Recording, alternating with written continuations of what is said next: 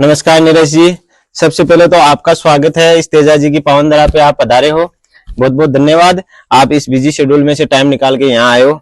Sir मैं आपको बताना चाहता था कि वास्तव में जब आप 10-15 रोज पहले अपना एक वीडियो आया था जिसमें मेरे साथ एक स्कैम होते होते लकीली बच गया था मैं।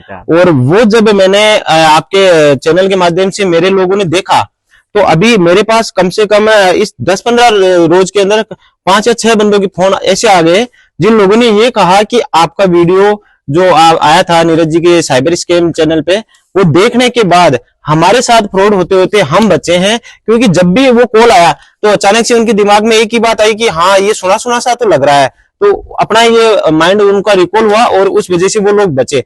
तो ये जब मैंने देखा और लोगों के कॉल आए तो मुझे खुद को गौरवान्वित महसूस हुआ कि मेरी वजह से या मान लो नीरज जी की वजह से आज 4 लोग स्कैम होने से बचे।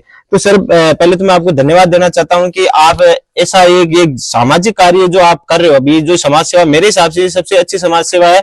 क्योंकि जब से ये स्मार्टफोन आया है, जब से टेक्नोलॉजी का ये जमाना आया है, जितना इसका उपयोग होता जा रहा है उतना ही इसका दुरुपयोग भी हो रहा है सर। और इस दुरुपयोग के युग में आप अपने ड्यूटी से ये टाइम निकाल के कर पा रहे हो। तो सबसे पहले तो सर मैं आपको ये पूछना चाहूंगा कि आप ये टाइम मैनेजमेंट कैसे कर पाते हो। जैसा कि मैंने सुन रखा है कि राजस्थान पुलिस की ड्यूटी जो होती है वो 24 घंटे की ड्यूटी होती है, उस ड्यूटी टाइम में से आप ये सारा सब कुछ कैसे मैनेज करते हो सर? नहीं, ड्यूटी जो होती है वो तो हम करते ही हैं, बखूबी निभाते हैं। लेकिन जब उसके अलावा जब घर जाना होता है या और जैसे मान लो मेरे पास कॉल आते हैं, क्योंकि जब मैं इनका स्टेटस लगाता हूँ कि ऐसे आप साइबर फ्रॉड से बचे, तो जो मेरा स्टाफ है या उनके जो रिलेटिव है वो कॉल्स करते हैं कि अगर ऐसा हुआ है, या वो नंबर दे देंगे, वो मेरे से पूछेंगे, तो उनसे मैं बताता हूँ कि आप ऐसे कीजिए तो ऐसे बचाएंगे। जब वो बच जाते हैं तो हम उनको कन्विंस करते हैं कि आपके साथ जो हुआ वो अन्य के साथ ना हो, तो आप एक बार छोटा सा वीडियो हमारे साथ बना दे तो उसे अवेयरता और लोग देंगे तो वो बचे। तो वो टाइम निकालते हैं, जैसे घर जाते वक्त है या कोई हम अपनी पर्सनली छुट्टी लेते हैं, उस टाइम में जो है मेरा पारिवारिक जो समय होता है उसमें से मैं निकाल के वो मैं देता हूँ। ऐसे नहीं है कि हम ड्यूटी से करते हैं, ये बाकी वो टाइम पे करते हैं। तो सर एक बार आप अपने दर्शकों को बताना चाहोगे कि अभी आप राजस्थान पुलिस के अंदर मतलब किस तरीके की आप ये साइबर वाले जो काम है वही ड्यूटी है कि आपकी कहाँ पे? बिल्कुल सर, मेरी पुलिस हेडक्वार्टर जयपुर अपने ड्यूटी है साइबर क्राइम में, और उसमें ऐसे कैसे जाते हैं, हम देखते भी हैं कि कैसे लोगों के साथ फ्रॉड हो रहे हैं, कैसे उनको बचाया जाए, क्या कर जाए, पूरे तरीके हम अपनाते हैं। तो सर जैसे कि मान लो ये जो स्कैम मेरे पास हुआ, अगर ये तो मान लो मैं बच गया और आप मेरे जानकार थे तो मैंने आपको पूछा कि सर इसमें ऐसा हुआ।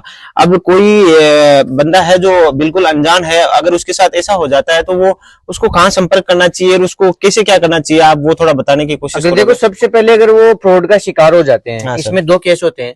चाहे आपके पास, जैसे आप वाले केस में मैं बता देता हूँ, दर्शकों ने देखा भी होगा आपका वीडियो कि आपके पास ऐसे कॉल आया था और आपके पैसे जो हैं उसमें कम थे अकाउंट में, तो वो निकल नहीं पाए थे। आप उस दशा में भी कंप्लेंट कर सकते हो।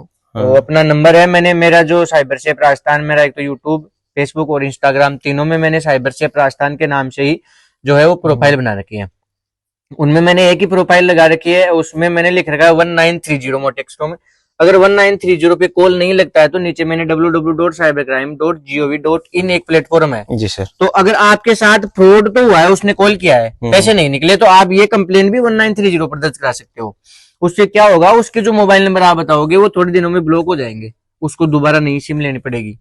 तो आप उस सर काफी कंडीशन में मैंने ऐसे देखा है कि जो मेरे पास जिस नंबर से कॉल आता है, मेरे पास का मतलब मेरे पास तो एक ही बार हुआ, पर काफी लोगों के साथ होता है कि वो दूसरे दिन या तीसरे दिन उन नंबरों पे संपर्क करने की कोशिश करते हैं तो वो या तो फोन लगता नहीं है या स्विच ऑफ मिलता है। वो उसमें 2 कारण हो सकते हैं, या तो वो सिम को निकाल देता है अपने डर से कि पुलिस पकड़ लेगी, ट्रेस पे हो जाएगा, या जैसे मान लो आपके साथ हो रहा, आपने वो इतनी कंप्लेन 1930 पर कर दी, तो उसमें हम एक्शन क्या लेते हैं कि सबसे पहले जैसे मान लो आपका जो आपने उसमें एड्रेस लिखा 1930 कंप्लेन में, तो उसमें ये होता है कि आपका होम थाना कौन सा है, आपकी क्या जो है एड्रेस उसमें लिखते हैं। तो जो आपका होम थाना होता है उसमें वो कंप्लेन जो है ऑटोमेटिक ट्रांसफर हो जाती है। तो वहां पर जब एक्शन लेते हैं वो, और फिर उनके जो जिला एसपी होते हैं उनके माध्यम से हमारे पास वो भेजते हैं कि परफॉर्मा इन सिम्स को आप ब्लॉक कर दीजिए। तो दूरसंचार कंपनियां उन सिम्स को ब्लॉक कर देती है, तो वो ब्लॉक हो जाती है। उसमें आप बता दियो तो कई बार ऐसे रहते हैं कि वो सिम ब्लॉक हो जाती है फिर उनकी, तो वो भी एक कारण हो सकता है। वो भी हो सकता है।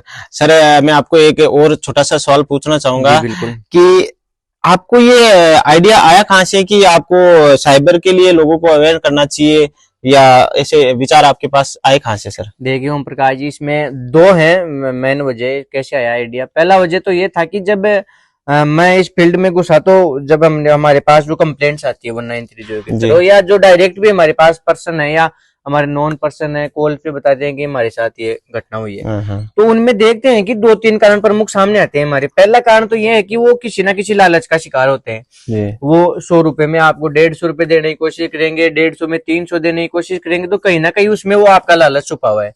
पहली चीज तो ये है। दूसरी चीज, वो घर बैठे आपको जॉब देने की कोशिश करेंगे, या और जो है इनकम कमाने की कुछ सिखाएंगे। इसके अलावा कोई आपको टास्क के बारे में बताएंगे, या फिर आपको डर दिखाएंगे कि मुंबई क्राइम, साइबर क्राइम से हम बोल रहे हैं और वहां आपका आधार कार्ड, पैन कार्ड जो है वो पाया गया है किसी इलीगल एक्टिविटी में, उसके साथ ड्रग्स पाए गए हैं, वो आगे जा रहा था, आपके ऊपर केस बनेगा, फिर आपको वो डिजिटल किडनैप करते हैं। ऐसा कुछ होता नहीं है।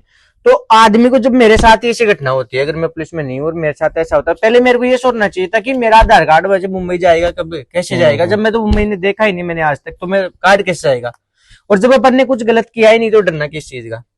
जी सर। तो जैसे मान लो मैन जो सर वो डरते नहीं है, मेरे जहां तक मेरा मानना है कि ये जो साइबर जो फ्रॉड करते हैं या जो अपराध करते हैं, इन लोगों का टारगेट आजकल बेसिकली जो ग्रामीण क्षेत्र के जो लोग होते हैं, उन लोगों पे, ग्रामीण क्षेत्रों के लोग चाहे वो पढ़े लिखे क्यों ना हो, पर वो इस टाइप के जो चीजें हैं उनसे अभी तक उनके साथ होता नहीं है, तो वो अवेयर नहीं रहते हैं, तो वो ग्रामीण क्षेत्र में ज्यादा अटैक कर रहे हैं आजकल के। मैं आपके पहले वाले पर्सन पे वापस आऊंगा कि आपने पूछा था कि आपको आइडिया कैसे आया, मैं वही बता रहा था। तो एक तो दो कारण ये हो गई लालच और डर का।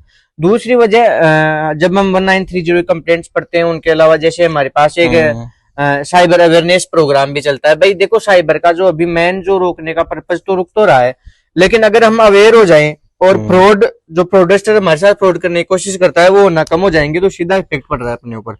तो ये अवेयरनेस का जो है सर, उसी वजह से मेरे को आइडिया है कि अपन क्यों ना अगर कुछ लोगों को अपन अवेयर करने लग जाएं, और जिन लोगों के साथ जैसा फ्रॉड होता है वैसा अपन प्रैक्टिकली अगर इनको समझाने लग जाए, और अगर जैसे 5 कॉल आपके पास है, 5 आदमी बच गए, जी सर, तो ये अपनी बहुत बड़ी सफलता होगी। अपने 5 आदमियों को जो है उनकी मेहनत की जो गाड़ी कमाई वो अपनी बचा ली। उन्होंने आपको धन्यवाद दिया, मोटिव होकर आपने वापस मुझे बुलाया, तो आपको कितनी प्रसन्नता हुई? हाँ, मुझे अंदर से खुशी फील हुई, इसीलिए मैंने आपको कॉल किया। जब हम भी ऐसा करते हैं तो हमारे को बहुत अच्छी फील होती है कि एक आदमी है जो बहुत मेहनत करके पैसे कमा रहा है, और उसका जब फ्रॉड होने से बचता है तो वो हमें धन्यवाद देता है। इससे ज्यादा अपने को कुछ नहीं चाहिए। इसी ये सोच करके अवेयरनेस करने की दृष्टि से हमने ये आइडिया, यार ये इसमें मैं ही नहीं, बाकी भी मेरे साथ लोग जुड़े हुए, वो भी मुझे सहायता करते हैं, मेरे स्टाफ के लोग हैं, बाकी वो भी प्राइवेट लोग हैं, उनका मैं बहुत धन्यवाद करना चाहता हूँ कि वो लोगों को बचाने की दिशा में मेरे साथ लगे हुए हैं। तो सर मैं आपको एक और कहना चाहूंगा कि आप राजस्थान पुलिस की तरफ से मानो, चाहे अपनी टीम की तरफ से मानो, आप क्या कहना चाहोगे कि लोगों को इस जमाने में फ्रॉड से कैसे बचा जा सके, अपने को क्या करना चाहिए कि ताकि अपन इन लोगों के जंजाल के अंदर ना फंस के अपन सेफ रहे? देखिए, मैं यही कहना चाहूंगा कि साइबर फ्रॉड से बचने के 2-4 छोटे छोटे तरीके हैं। कि एक तो आप ये फिक्स कर लीजिए कि इस जमाने में फ्री कुछ नहीं है। जी सर। इस जमाने में फ्री कुछ मिलता ही नहीं है आपको। अगर आप कुछ भी लोगे, बाहर पानी भी पियोगे तो उसके पैसे लगेंगे, छोटी सी बात है। तो फ्री अगर आपको कुछ दे रहा है तो वो लेना मत, समझ जाइए। अगर आपको कुछ फ्री दे रहा है तो आपसे कुछ उससे डबल लेगा कम से कम। जी सर। ये आप गांठ बांध लीजिए। लालच मत रखिए कि आपको 10,000 रुपए में, जैसे ऐसे कैसे कहते हैं कि आपके खाते में 5,000 रुपए हैं, अगर आपके खाते में मिनिमम 10,000 होते हैं तो आपको 5,000 रुपए का एक्स्ट्रा बोनस मिलेगा। ऐसी कोई स्कीम नहीं आती। आप 5,000 के लालच में आप 10,000 गंवा बैठते हो। लालच मत रखिए, फ्री में कोई चीज नहीं आती। ऐसा डर नहीं है, अगर आपने कुछ गलत काम नहीं किया है तो आप डरिए मत। आप 1930 पर कॉल कीजिए। अगर वहां नहीं लगता है तो www.cybercrime.gov.in अपनी वेबसाइट है, आप उस पर बताइए। जी सर, बहुत बहुत धन्यवाद सर, आप हमारे यहाँ आए, हमारे घर पे आए, धन्यवाद सर।